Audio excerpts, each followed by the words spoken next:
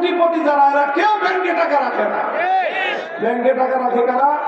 যার বেতন মাসে 25,000 টাকা, সংসার খরচ হয়ে যায় 22,000, ওই 3,000 টাকাও যদি ব্যাংকে না রাখে জানে থাকবে না। চিন্তা করে 10 বছর পরে কি করব, এই জন্য একটা ডিপিএস খুলে 2,000 3,000 করে করে মাসে জমায়। তাই ভাই, মাসে জমায় কে? বড় লোকে জমায়?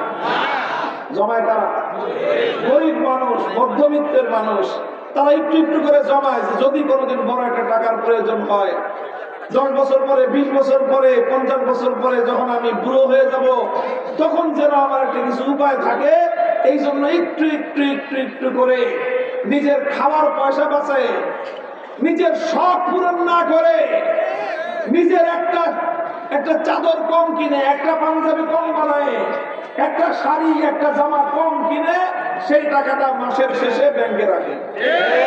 এই হলো ব্যাংকের ডিপোজিট। এই হলো ব্যাংকের ডিপোজিট। এইভাবে হাজার হাজার লক্ষ লক্ষ মানুষ ব্যাংকগুলোতে টাকা রাখে। আমরা এরকম গরিব মানুষ 1 লক্ষ মানুষ মিলে যে টাকাটা রাখলো, ওখানে গিয়ে মনে করেন হইল 10,000 কোটি টাকা। আর এক শিল্পপতি আইসা একদিন ব্যাংকের ম্যানেজারকে ঘুষ খাওয়ায়, অথবা ব্যাংকের যারা ম্যানেজমেন্টের দায়িত্ব আছে ওরা নিজেরা আলাপ আলোচনা করে যোগ সাজস করে একজনকে 10,000 কোটি টাকা তাকে লোন দিয়ে দিল। এখন এই বেটা 10,000 কোটি টাকা লোন নিছে কি জন্য? ব্যবসার নাম দিয়ে নিয়ে এই টাকাটা দিয়ে কানাডায় গিয়ে বেগম করা গেছে। এই হলো কাজ হয়েছে এই দেশটায়। আর নাম দিছে উন্নয়নের রোল মডেল। কত বড় ভাওতাবাজি আর ধোঁকাবাজির সিস্টেম চলেছে। বাংলাদেশ উন্নয়নের রোল মডেল এখনো হতে পারে নাই।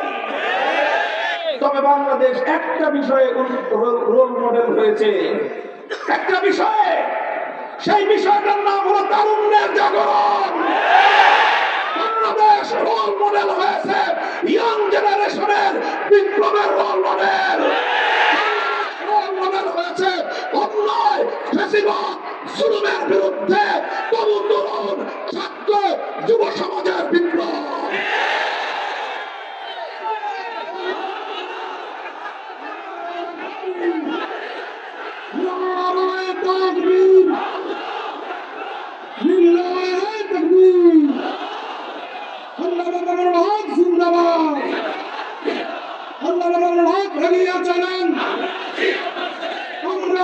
আপনার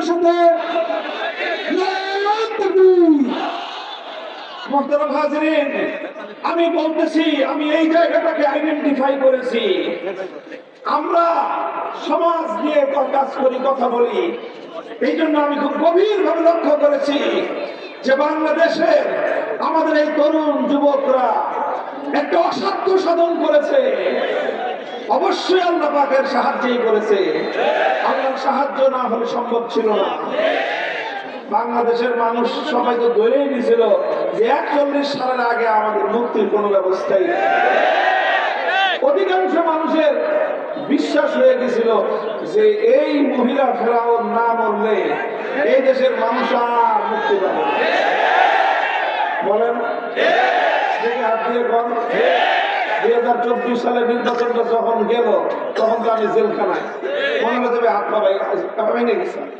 সব লোক হাত পা ছেড়ে দিয়েছে যে আর সম্ভব না।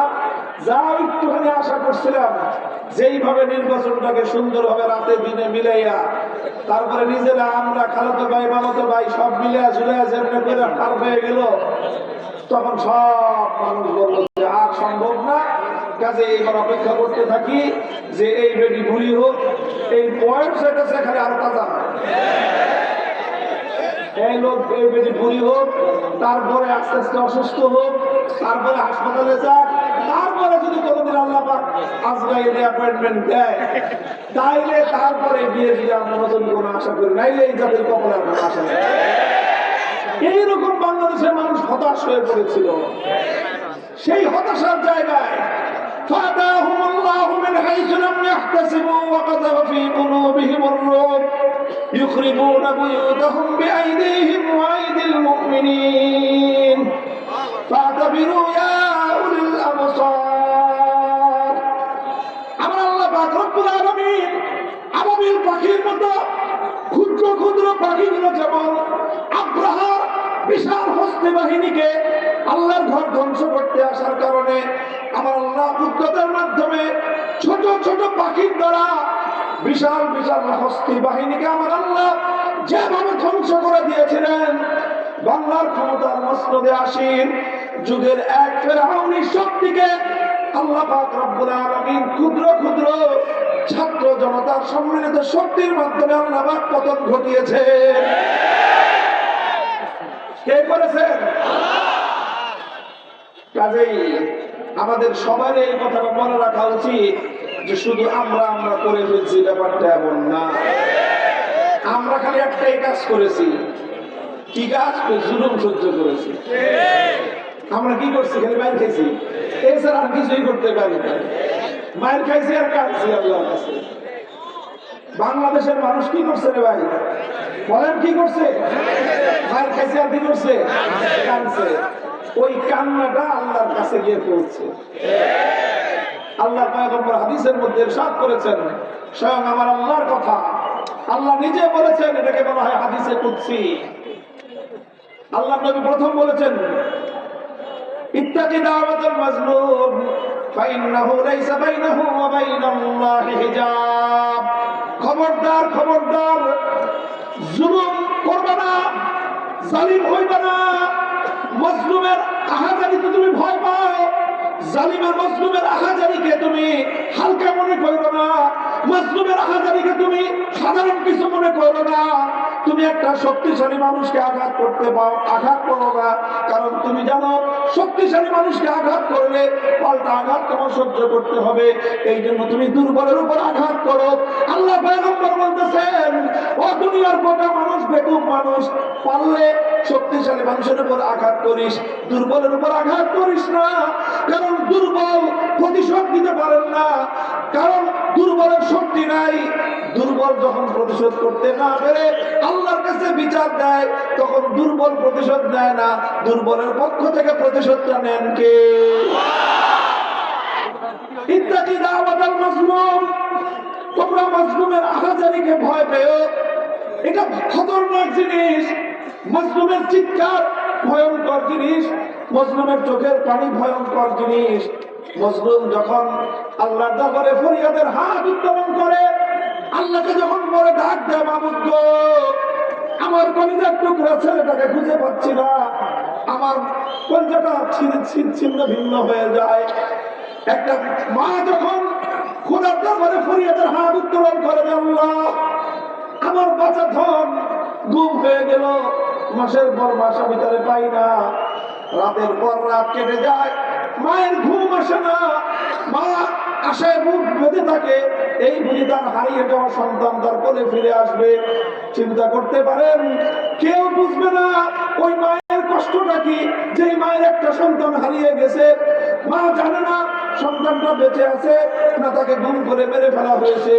এই মা একদিন নয়, 2 দিন নয়, 1 মাস নয়, 2 মাস নয়, এই মা তার জীবনের শেষ মুহূর্ত পর্যন্ত হারিয়ে যাওয়া সন্তানের পথের দিকে থেকে তাকিয়ে থাকে। আপনি যতই বুঝতেন যে খালাম্মা ওর মেরে ফেলাইছে, ও মা কিছু বলে না। আপনি বলেন আপনার আম্মারে, আম্মা আমার ছোট ভাইটা আর ফিরে আসবে না, ওরে মনে হয় মেরে ফেলছে, আপনার আম্মা আপনাকে কিছু বলে না। রাত্রে উঠে দেখেন আপনারা সবাই ঘুমাইতেছেন, মা ঘুমায় না, মা ঘুমায় না। বাইরে একটু, ঘরের বাইরে একটা পাতা পড়লে মায়ের দরজাটা ছিটকে উঠে উঠে আমার পরে পাইছে, মা দৌড়ে যায় দরজাটা খুলতে, মায়ের আশা যে হঠাৎ করে ফেরেশতার মতো আমার সেই হারিয়ে যাওয়া সন্তানটা আমার করে ফিরে আসবে। বন্ধু, ওই মায়ের ওই সময়ের আহাজারি, খোদার কসম খেয়ে বলি, যত বড় ফেরাউনি শক্তি হও না কেন, এক মায়ের চোখের অস্ত্র তোমার গোটা তখতে দাওস, গোটা খানদান নির্বংশ করার জন্য যথেষ্ট।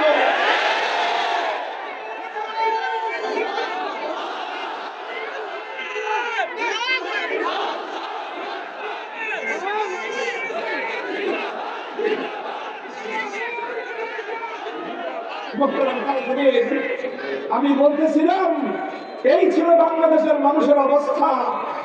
আমরা শুধু কি করছি, কি বলেন, মাইর খাইছি আর কাঁদছি, আসলে আমরা আর কিছুই করি না। আমাদেরকে মারছে, আমরা মাইর খাইছি আর কাঁদছি। আরে ভাই আমার কথাই তো 3টা বছর আমার